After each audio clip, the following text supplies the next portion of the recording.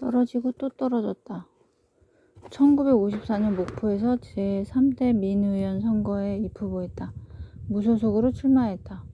여당인 자유당에는 곁에도 가기 싫었고 야당인 민주국민당에서 공천제의를 해왔지만 거절했다. 그럴 만한 이유가 있었다. 목포지구 노동조합이 나를 지지한다고 약속했기 때문이다. 당시 노동조합의 영향력은 대단했다. 지난 2대 총선거에서도 노조 출신이 당선된 바 있었다. 노조가 당락의 열쇠를 쥐고 있었다. 그런 노조의 위원장과 간부들이 나를 지지하겠다고 나선 것이다. 그들은 내가 노동자의 주장과 입장을 편견 없이 평가하고 인정한 점, 경영자로서 노동자의 처우 개선에 노력한 점 등을 높이 산뜻했다. 그들은 나를 지지하는 조건으로 노동조합이 반대하는 민주국민당 등 야당 후보로 입후보하지 말 것을 요구했다. 나는 흔쾌히 그 요구를 받아들여 무소속으로 출마했다. 목포 상업고등학교 동창들도 나를 위해 뛰었다. 승리가 눈앞에 어른거렸다. 그런데 뜻밖의 일들이 벌어졌다. 경찰, 군청 등 관건이 선거에 개입한 것이다. 본래 노동조합은 여당인 자유당을 지지하는 기관단체였다. 경찰은 그걸 약점으로 삼아 노동조합 간부 전원을 체포했다. 그리고 그들을 추궁했다. 왜 기관단체의 주체인 자유당 후보를 밀지 않고 무소속 후보를 조직적으로 지지하느냐. 경찰은 노조 간부 한 사람씩을 불러내 김대중 후보가 아닌 자유당 후보를 지지하겠다는 각서를 쓰게 했다. 풀려난 간부들은 경찰이 철저히 감시했다. 그들은 자유당 후보 지지 연설에 동원되었다. 날벼락이었다. 노조 간부들은 그런 가운데서도 손가락으로는 내 기호를 펼쳐 보이며 연설을 했지만 아무런 소용이 없었다. 너무도 어이없는 일들이 눈앞에서 벌어지고 있었다. 하지만 정당이 없는 무소속 후보에게는 이런 난간을 뚫고 나갈 힘이 없었다. 투표 결과 10명의 후보 중에서 5등을 했다. 패했지만 많은 것을 깨쳤다. 정당 기반 없이 선거를 치른다는 것은 너무 힘들다는 것을 알았다. 또 돈이 엄청나게 들었다. 아무리 퍼부어도 끝이 없었다. 우리나라 정치가 이래서는 안 되겠다는 생각을 했다. 김진애 노총 위원장과 간부들은 선거 후 나를 붙잡고 통곡했다. 이북 출신인 김 위원장은 진보적인 생각을 갖고 있었다. 선거 이듬해 1955년 나는 목포를 떠나왔다. 목포는 하이도 섬소년을 사로잡았던 매력적이고 역동적인 도시였다. 사랑을 맺고 아이를 얻은 둥지였다. 세상을 바라본 안목과 지혜를 길러준 지식의 터전이었다. 정말 목포는 나의 또 다른 고향이었다. 상업도시에서 상업학교를 나와 사업을 했기에 내 인생은 풍요로웠다. 목포에는 나의 땀과 열정이 스며있는 사업체가 있었다. 막상 떠나려니 지난 일들이 떠올랐다. 일제강점, 해방, 전쟁, 참으로 많은 일들이 일어났다. 그러나 그 옛날 섬에서 목포로 왔듯이 이제 목포에서 서울로 가기로 했다. 순전히 정치 때문이었다. 아내는 묵묵히 이삿짐을 꾸렸다. 그런 아내가 고맙고 믿어왔다. 우리는 어린 자식 손을 잡고 떠나왔다. 하지만 그 후로도 목포는 분에 넘치도록 눈물겹도록 많은 것들을 내게 안겨주었다. 사업은 순차적으로 접었다. 용산구 남영동에 집을 마련하고 아내는 그곳에 미장원을 차렸다. 나는 삼각지 근처에 있는 한국노동문제연구소에 출근했다. 친구 차국차는 소장이고 나는 주관이었다. 그 무렵 노동 문제에 대해 많은 글을 썼다. 당시 기업들은 노동조합을 매수하거나 억압했고 또 노동조합은 자유당 기관단체로 전락하여 자유당 선거에 이용당하곤 했다. 나는 이러한 폐단을 적시하고 노사 상생의 길을 모색했다. 일본의 사례를 찾기 위해 명동 뒷골목을 뒤져 책과 잡지를 구입하기도 했다. 나의 글은 동아일보와 월간지 사상계에 실렸다. 특히 사상계에는 한국노동운동의 진로라는 제목의 논단을 기고했다. 나는 또 월간 잡지 신세계의 주간도 맡았다. 훗날 출판인으로 성공한 윤형두 법무사 회장이 기자로 함께 일했다. 신세계는 독재정치에 반대하고 경제자유와 사회개혁을 주장했다. 야당의 노선과 같아서 정부의 탄압을 받았고 광고가 붙지 않고 은행 대출도 막혀 결국 폐간하고 말았다. 이와는 별도로 동양웅변전문학원이란 이름의 웅변학원을 운영했다. 당시 웅변은 정치인의 최대 무기였다. 50명 안팎의 원생들을 가르쳤는데 그 중에는 웅변 강사도 들어있었다. 직장인 정치 지망생들이 많았다. 야망을 웅변에 담는 연습이었다. 목소리 높낮이, 제스처, 원고 내용까지 세심하게 연마했다. 나는 목포 상고 때부터 웅변에는 소질이 있었다. 훗날 정치적 동지 김상현, 김장곤 의원도 이때 학원에서 만났다. 1956년 3월 공화당이 창당됐다. 배은희, 장택상, 이범석 등을 최고위원으로 추대했다. 나는 공화당 창당에 많은 일을 했다. 문서도 작성하고 공보 업무도 맡았다. 그런 활동으로 비록 무명이었지만 대변인에 발탁됐다. 장택상 최고위원은 내게 많은 도움을 줬다. 나를 장기영 한국일보 사장에게 논설위원으로 추천해 주기도 했다. 그러나 공화당은 장택상, 이범석 최고위원 간의 노선 갈등을 빚자 당원들이 우더기로 탈당했다. 나도 이내 탈당했다. 공화당은 내부 분열로 1년도 채 버티지 못하고 그해 연말에 소멸했다. 1956년 5월 대통령 선거가 실시되었다. 이승만 대통령과 민주당 신익희 후보 간의 다툼이었다. 부통령 후보로는 이기붕 장면씨가 출마했다. 나는 아직 민주당에 입당하지는 않았지만 신익희 후보와 장면 후보를 지지했다. 신 후보는 정권교체를 열망하는 국민들과 야당 연합 세력의 전폭적인 지지를 받고 있었다. 선거가 종반에 접어들자 우열은 더욱 분명해졌다. 정부의 관리들도 신 후보 진영에 은밀히 줄을 섰다. 지방경찰서장 등이 야당 간부를 찾아가 충성 맹세를 했다는 이야기도 떠돌았다. 누구도 신익희 후보의 압승을 의심하지 않았다. 당시만 해도 집권 자유당의 부정선거 수법은 수준이 낮았다. 민심은 정권교체를 원했다. 그러나 평화적 정권교체 열망은 투표 열흘 전에 날아가 버렸다. 전라북도 지역 유세를 하러 갔던 신익희 후보가 열차 안에서 뇌출혈로 갑자기 사망한 것이다. 신익희 후보가 사망하자 신익희 후보를 지지하던 많은 사람들은 조봉암 후보에게 투표하거나 혹은 기권했다. 또한 조봉암 표가 개표 과정에서 이승만 표로 둔갑했다는 얘기도 들렸다. 이승만 후보는 국민의 뜻과는 달리 3대 대통령에 당선되었다. 역사는 이렇듯 국민이 원하는 방향으로만 흘러가지 않았다. 그나마 한 가지 다행스러운 것은 부통령으로 민주당의 장면 후보가 당선된 것이다. 그것은 민심이 만들어낸 희망이었다. 부통령은 4.5.5.1 개헌으로 대통령 요구 시 자녀 임기까지 대통령의 직무를 맡게 되어 있었다. 그때 이승만 대통령의 나이 만 81세였다. 여당인 자유당은 만일의 경우에도 정권을 인계받기 위해서 이기붕 후보의 당선을 위해 총력을 기울였다. 어찌 보면 부통령을 뽑기 위한 선거였다. 하지만 자유당이 마련한 권력의 안전장치는 오히려 시한폭탄이 되어버린 셈이었다.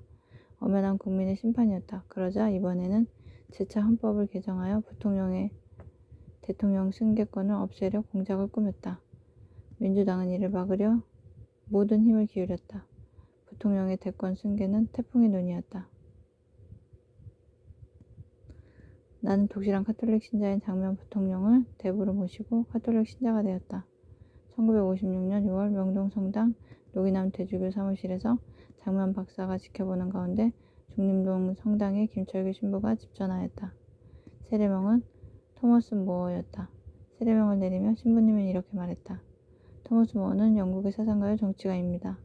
카톨릭 교회에서 분리해 나온 헨리8세의 명령을 따르지 않고 순교를 택한 분입니다.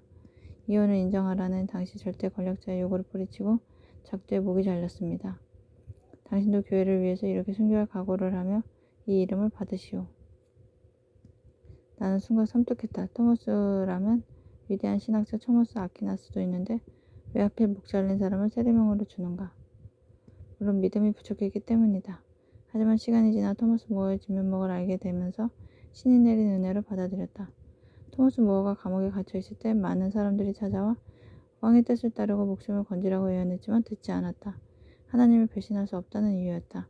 그는 막강한 권세와 부귀영화를 누릴 수 있었지만 청렴한 생활과 종교적 믿음을 끝까지 버리지 않았다. 토머스 모어는 성경책 속에 들어있지 않고 역사에 숨쉬는 인물이라는 점이 더욱 나를 끌어당겼다. 이후 내 정치 역정은 유달리 험했다. 몇 번의 생가사를 넘나들었던 것이 세례명의 암시였는지 아니면 나 자신이 세례명에 걸맞게 살려 했기 때문인지 모르겠다. 그저 신의 뜻이라 여기며 나와 내 의지를 지켜주심에 감사드릴 뿐이다. 내가 카톨릭 신자가 된 것은 아내 친정이 독실한 신자 집안이었던 영향도 컸다. 그리고 당시 천주교 서울교구 사무국장이었던 친구 최선면도 입교를 적극 권유했다. 또한 나는 신부와 수녀들을 존경하고 흠모했다. 평생 독신으로 산다는 것이 인간으로서 얼마나 힘든 일인가. 내가 할 수 없는 일을 그들은 하고 있었다. 그리고 카톨릭 교회에 단합된 모습이 참 좋았다. 자면 박사에게서도 많은 감화를 받았다. 그분의 언행은 천주교 신자를 흠잡을 데가 없었다. 포교를 위해서도 많이 애를 썼다. 천주교의 덕목을 몸소 실천했다. 이런저런 인연과 좋은 이미지들이 나를 천주교 신자의 길로 이끌었다. 장면 부통령과 이런 인연으로 9월 25일 민주당에 입당했다. 민주당은 1955년 9월 신익희, 조병옥, 장명, 곽상훈, 백남훈에 의해 창당되었다. 당시 민주당은 이승만 독재 정권과 싸웠고 경제적으로는 관권 경제를 반대했다. 남북관계에서도 평화통일을 지향했다. 나는 이에 공감했고 자연스럽게 진보 성향의 민주당을 택했다. 민주당은 신구파로 나뉘어 주도권 싸움을 벌였다. 구파는 과거 한민당 계열의 인물들이 많았고 신파는 천주교, 홍사당, 관료 출신들이 많았다. 문화적인 차이도 있었다. 구파가 정치적이라면 신파는 정책적이었다. 자연구파는 정부 여당과 타협적이었고 신파는 대결적이었다.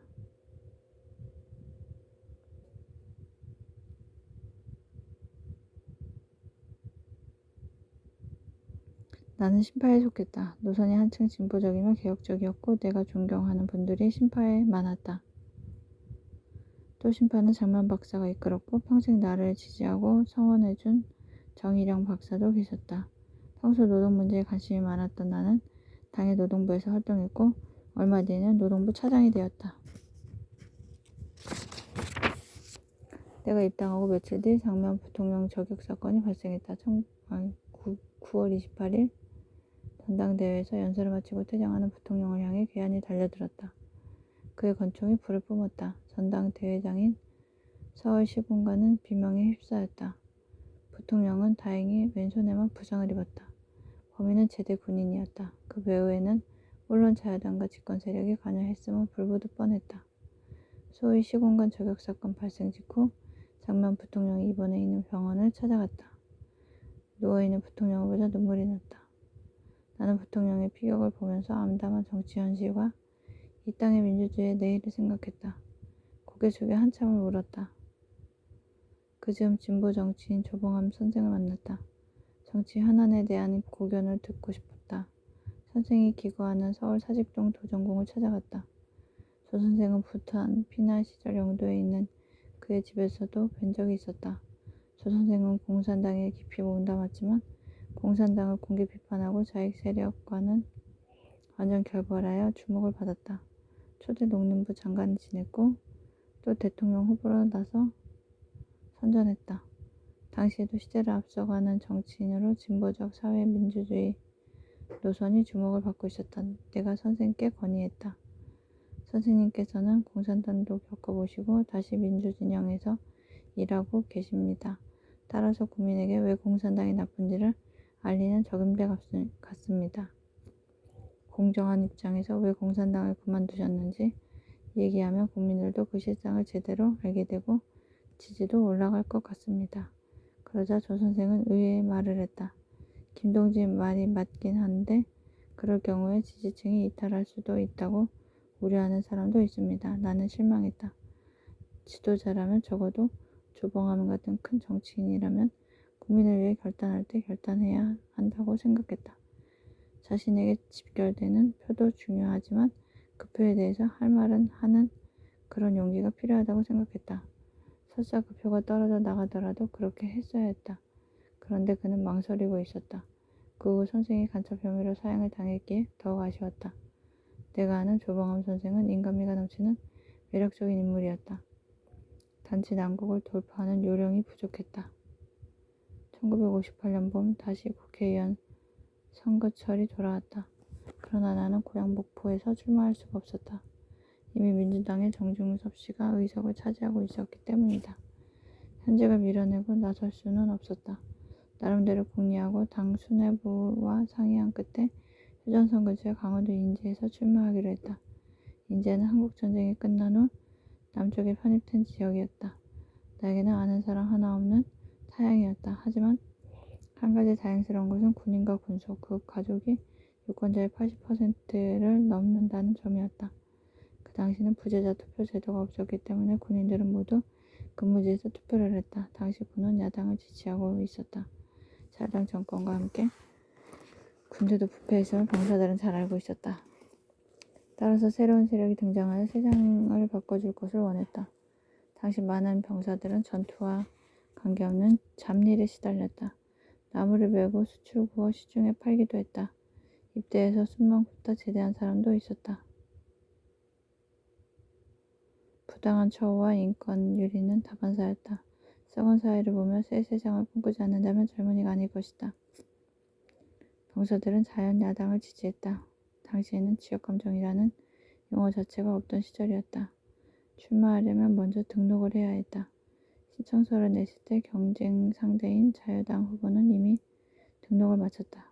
후보 등록에는 100명 이상 선거인의 추천이 있어야 했다. 그러나 이 중 추천은 허용되지 않았다. 만약 선거인이 두 후보를 함께 추천했다면 먼저 것은 인정되지만 나중에 추천서는 무효였다.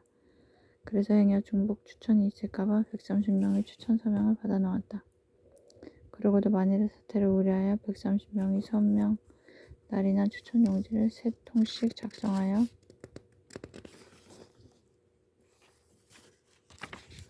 나와 다른 2명이 나눠서 지니고 있었다. 도중에 추천서를 빼앗기는 등의 돌발 상황에 대비한 것이었다. 이렇듯 각별하게 대비를 했던 것은 자유당이 재집권을 위해 부정선거를 획책할 것이라 예상했기 때문이다. 이미 그런 기미는 곳곳에서 감지되었다. 후보 등록을 하기도 전에 정부와 여당 후보와 당원들 그리고 유권자들을 협박하고 배수했다. 그들의 부정선거 수법은 몇 번의 선거를 치르면서 대자매지고 교모해졌다. 나는 자유당 후보에 이어 별탈 없이 2번째로 인제군청 선거관리위원회에 등록을 마쳤다. 그래도 행여 몰라 선관위 관계자에게 상대 후보를 추천한 사람의 이름을 알려달라고 했다. 중복 추천이 있는가를 알아볼 요령이었다. 그러자 그는 날이 저물었으니 내일 알려주겠다면서 내가 지켜보는 앞에서 추천서 일체를 금고에 집어넣었다. 의심쩍은 구석이 없지 않았지만 일단 물러나와 거리에 선거 포스터를 붙이고 플래카드를 내걸었다.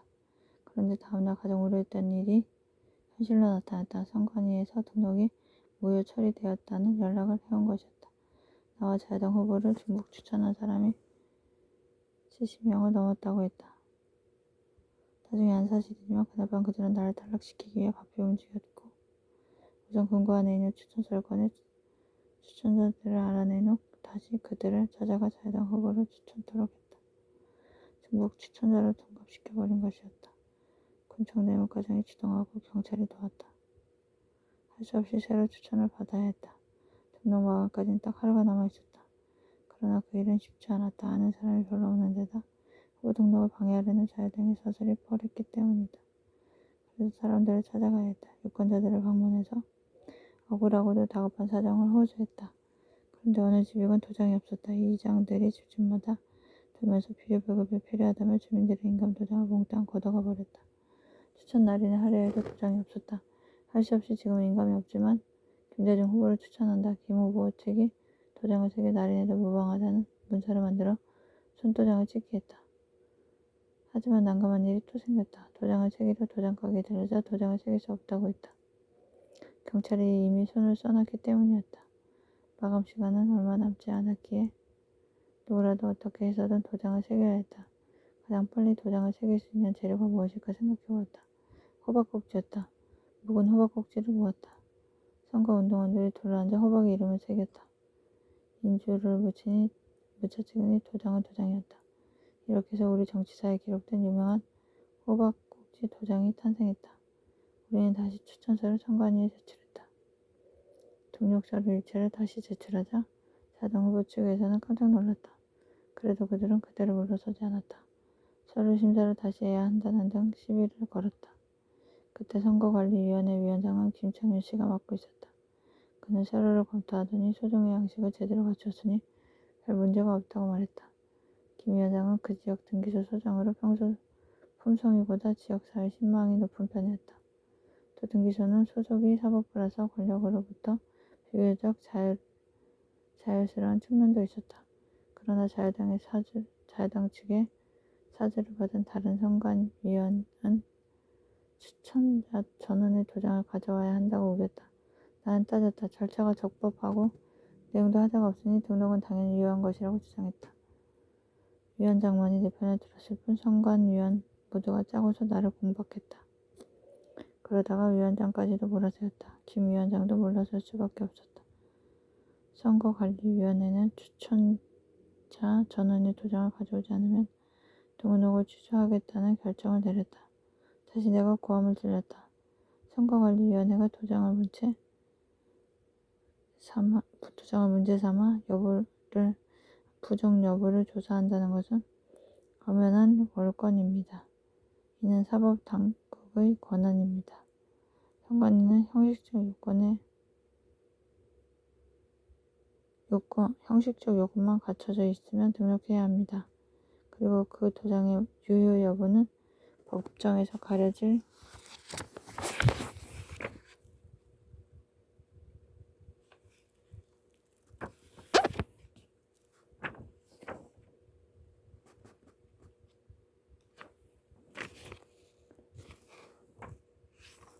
문제입니다.